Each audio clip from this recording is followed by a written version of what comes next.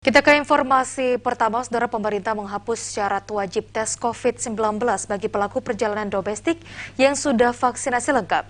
Pembebasan tes antigen atau PCR tersebut berlaku untuk semua moda transportasi udara, laut maupun darat.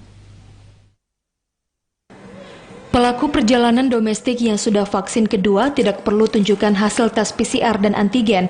Hal ini ditetapkan dalam surat edaran oleh kementerian dan lembaga terkait yang akan terbit dalam waktu dekat.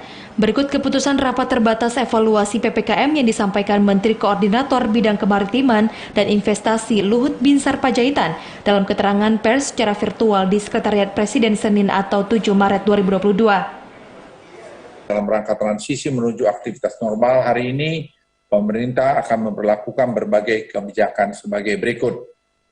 Pertama, pelaku perjalanan domestik dengan transportasi udara, laut maupun darat yang sudah melakukan vaksinasi dosis kedua dan lengkap, sudah tidak perlu menunjukkan bukti tes antigen maupun PCR negatif. Hal ini ditetapkan dalam surat edaran yang akan diterbitkan oleh kementerian dan lembaga terkait yang akan terbit dalam waktu dekat ini. Selain itu, hasil rapat juga memutuskan seluruh pertandingan olahraga dapat kembali dihadiri penonton. Syaratnya sudah vaksinasi booster dan menggunakan Peduli Lindungi. Kapasitas penonton juga dibatasi sesuai level PPKM di daerah tempat penyelenggara acara.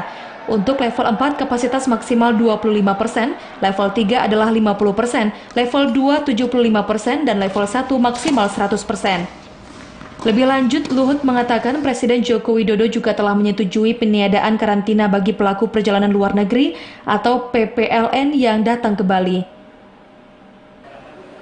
Namun ada sejumlah persyaratan yang perlu disiapkan bagi PPLN untuk bebas karantina. Syaratnya harus menunjukkan bukti booking hotel yang sudah dibayar minimal 8 hari atau bukti domisili bagi WNI. Fajariana, TVRI Aceh melaporkan. Saudara, sebanyak 6.000